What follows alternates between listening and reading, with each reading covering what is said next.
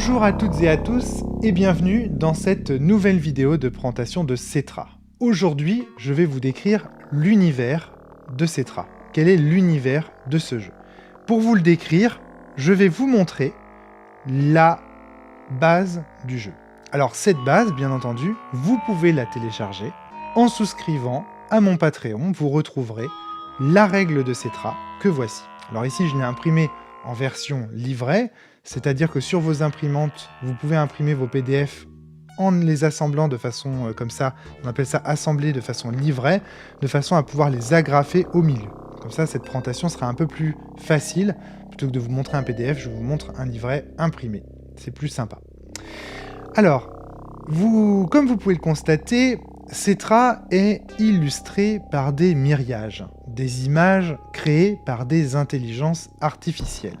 Le mot myriage, je le tire de Guillaume Podjaspala, qui est l'un des animateurs, le chroniqueur principal d'un podcast qui s'appelle Tech Café, que j'aime beaucoup, animé par Guillaume Vendée, que je salue au passage, et qui propose comme nom pour parler des images générées par des intelligences artificielles, le mot myriage, et je le trouve très joli, et c'est pour ça que j'ai décidé de l'employer. Pourquoi j'ai décidé d'illustrer Cetra par des myriages? Eh bien parce que le propos du jeu, et le propos de l'univers du jeu, c'est justement la génération par l'intelligence artificielle de plein de choses. Dans Cetra, nous sommes 1000 ans après la guerre des immortels, donc nous sommes dans l'univers de Sens. Il n'est pas nécessaire encore une fois de jouer à Sens pour jouer à Cetra, ou pour comprendre les grands enjeux de Cetra, ou pour comprendre l'univers de Cetra. Mais voir la guerre des immortels 1 et 2, donc les deux vidéos qui ont été faites par Valérie et doublées par Benoît Alman, ça peut être une bonne base pour comprendre un petit peu mieux de quoi il s'agit. Alors, revenons à Cetra. Dans Cetra, les humains ont progressivement muté à cause d'un métal liquide qui s'appelle l'Aleph-Fer. L'Aleph-Fer, c'est un peu le ChatGPT, le Midjourney, mais pour la 3D. Comme vous le savez, ChatGPT, c'est un logiciel qui vous propose de créer des phrases à partir d'un grand nombre de phrases qu'il a lui-même ingérées, générées sur le net, etc. En gros, ChatGPT s'est nourri de toutes les productions humaines en matière de texte, et après un mot comme par exemple... Après là, par exemple, il pourrait dire maison. Après maison, il voit qu'il y a un grand nombre de statistiques qui parlent de bleu, et donc il fait mettre la maison bleue. Après, il regarde après bleu et il dit est, parce que après ça, généralement, c'est des verbes. Alors est et vendu. Et puis voilà, comme ça, et c'est comme ça en fait que ChatGPT va pouvoir générer des phrases. Bien sûr, il est également réactif en fonction des questions que vous lui posez. Si vous posez des questions, ChatGPT vous propose des phrases, on va dire, ou des enchaînements de mots qui sont sur la base des statistiques qu'il a dans son répertoire. Bref, ChatGPT peut, par exemple, compléter un texte en utilisant les statistiques. S'il vous manque quelques vers à un poème, vous pouvez tout à fait demander à ChatGPT de le compléter en disant, voilà, tiens, quels sont à ton avis les vers manquants de ce poème, etc., etc. Et ChatGPT le complète. Bon. C'est valable aussi pour Midjourney. Si vous présentez à Midjourney une image avec un trou noir au milieu, vous pouvez lui demander de compléter le trou noir, et enfin des intelligences artificielles d'image, je ne sais pas si Midjourney fait ça, mais en tout cas une intelligence artificielle d'image est capable de faire ça et de vous compléter en fait ce qu'il manque au milieu de ce trou noir. Eh bien, l'Aleph-Fer dans Cetra, c'est la même chose. La même chose mais en 3D. Alors l'exemple que j'aime bien prendre, c'est celui de la Vénus de Milo. Comme vous le savez, la Vénus de Milo, c'est une sculpture qui a perdu ses bras. On ne sait pas quels étaient les bras de la Vénus de Milo. Et bien là, il suffit, quand on est dans l'univers de Cetra, de prendre un peu d'Aleph-Fer, de les mettre sur les épaules de cette Vénus de Milo incomplète, et l'Aleph-Fer va se multiplier, se déployer, se développer pour recréer les bras de cette Vénus de Milo. Alors évidemment, si vous êtes les premiers Midjourney et que vous ne savez pas par exemple dessiner des mains, eh bien ce que vous allez faire, c'est que quand vous êtes de l'Aleph-Fer et que vous devez refaire les bras de la Vénus, eh bien vous allez faire ces bras avec 6 doigts par exemple, ou en tout cas faire des erreurs, lui en faire plusieurs, etc. etc. Donc c'est un peu l'impression 3D intelligente. C'est un peu une IA de l'impression 3D si vous voulez pour faire simple. Alors vous pouvez aussi vous en servir pour réparer des technologies cassées. Le moteur de votre voiture est cassé, il ne marche pas. Hop, pas de problème, quelques gouttes d'Aleph-Fer et hop, l'Aleph-Fer sait ce qu'est un moteur sur la base des statistiques qu'elle a acquises. Et bien du coup, hop, elle vous répare votre moteur. Vous avez le cancer du sein. Pas de problème, chère madame. Le cancer du sein se soigne avec l'Aleph-Fer. Vous mettez sur votre sein cancéreux ou sur votre tumeur quelques gouttes d'alef fer. L'alef fer se charge d'éliminer les cellules cancéreuses et de les remplacer, sur la base des statistiques qu'elle connaît de ce qu'est le sein d'une femme, de les remplacer par des cellules de sein tout à fait saines et normales. Vous voyez un peu l'idée ? Donc progressivement, les humains dans l'univers de Cetra, à force d'utiliser de l'alef fer pour soigner leur cancer, pour réparer leurs mains amputées, pour se soigner d'un œil crevé, etc., eh bien à force, ces humains ont commencé à muter et sont devenus ce qu'on appelle des métalliens. Et donc du coup, aujourd'hui, dans Cetra, on joue des métalliens et des métalliennes. Et du coup, patatras, cela vous explique pourquoi le jeu est intégralement illustré par une IA. Alors j'ai voulu que les illustrations faites par cette IA soient reconnaissables, c'est-à-dire qu'on sache automatiquement qu'il s'agisse d'une illustration faite par une IA. Là vous voyez, donc il s'agit de l'ancienne génération de Wombart, c'était les toutes premières générations d'IA. Ça se voyait encore à ce moment-là que c'était des images générées par des IA. Il y avait une patte spécifique qui montrait que c'était... Là, quand vous voyez une image comme ça, vous savez immédiatement, quand vous avez un petit peu suivi l'actualité sur les IA, vous savez immédiatement qu'il s'agit d'une image générée par une IA. Et j'aime beaucoup cette idée, je vais vous expliquer pourquoi, parce que je trouve que les images générées par les IA créent de l'uncanny valley. L'uncanny valley, c'est ce phénomène de...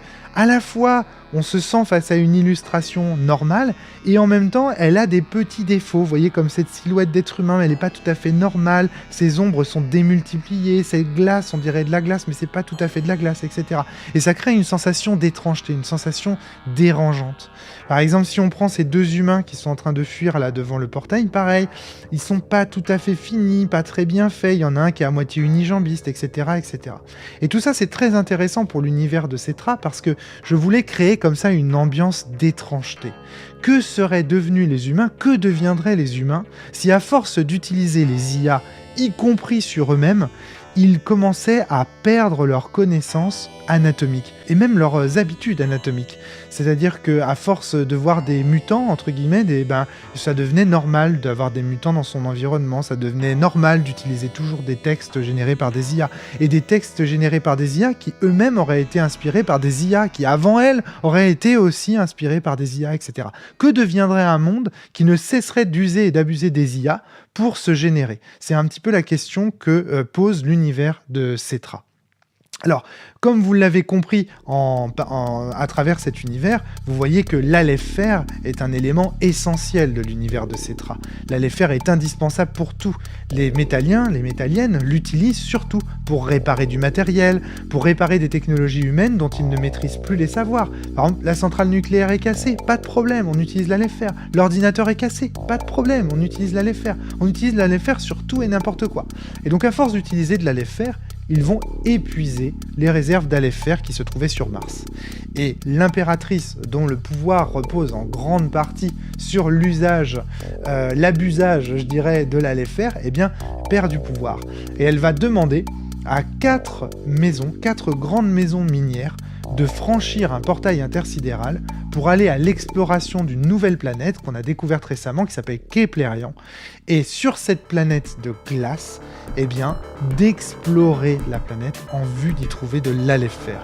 Et donc ce qu'on va jouer dans Cetra, c'est l'exploration de cette planète de glace à travers les yeux de ces 4 familles métalliennes. Et évidemment, chacune de ces familles métalliennes a un état d'esprit, une vision du monde différente. Un autre élément de l'univers de Cetra que j'ai oublié de vous dire, c'est que le soleil a disparu. Et donc du coup, toutes ces installations, toutes ces infrastructures métalliennes sont plongées dans le froid. D'où le côté glaciaire de l'univers qui est proposé. Alors, évidemment, je voulais aussi vous en parler. Donc, l'univers de Cetra est extrêmement influencé par Sens, évidemment, par les myriages et les IA et les actualités sur les IA, évidemment, mais aussi par Dune, et notamment un jeu vidéo que moi j'ai fait quand j'étais gamin sur Mega Drive, que je vous montre ici, qui est Battle for Arrakis, Dune 2, donc qui est un RTS, on appelle ça. Vous savez, ce sont ces jeux comme Command & Conquer, comme Civilization, je crois, est également comme ça, où on va construire une base, développer sa base, et construire des merveilles, par exemple, pour gagner des points de victoire, ou alors construire des unités qui vont aller envahir les bases adverses. Donc ça, c'est une première source d'inspiration pour l'univers du jeu, c'est tous ces jeux de RTS, tous ces jeux de construction de base, à la SimCity et compagnie, mais aussi, bien sûr, l'univers de Dune, où l'épice et l'alef-fer, bah, c'est un peu la même composante, quoi, cette matière indispensable dont tout le monde a besoin et qui va entraîner en fait un phénomène de prédation extrêmement fort. Donc ça, c'est un élément. L'idée des maisons aussi, des 4 maisons qui partent à la conquête d'une planète, bah ça, vous vous en doutez, c'est également de source d'inspiration Dune 2, Battle for Arrakis ou tout simplement Dune, hein, dont là récemment le trailer numéro 2 est sorti, donc j'ai très hâte de voir le travail de Villeneuve sur Dune. Puis vous allez voir aussi que dans l'univers de Cetra, il hérite aussi de la dimension philosophique et politique de Sens, puisqu'on va aussi là se poser des questions existentielles autour de l'alef-fer, autour de la politique, autour de la façon dont on entre en relation avec cette nouvelle planète qu'est Keplerion, les actes de prédation. On va parler un peu d'écologie aussi dans Cetra, vous vous en doutez. Voilà pour la présentation de l'univers. C'est déjà pas mal. J'espère qu'elle vous aura plu, que ça vous aura donné envie d'aller un petit peu plus loin. La prochaine fois, dans une prochaine vidéo, on va rentrer en détail dans les maisons, les 4 maisons que le jeu vous propose d'incarner. À très bientôt.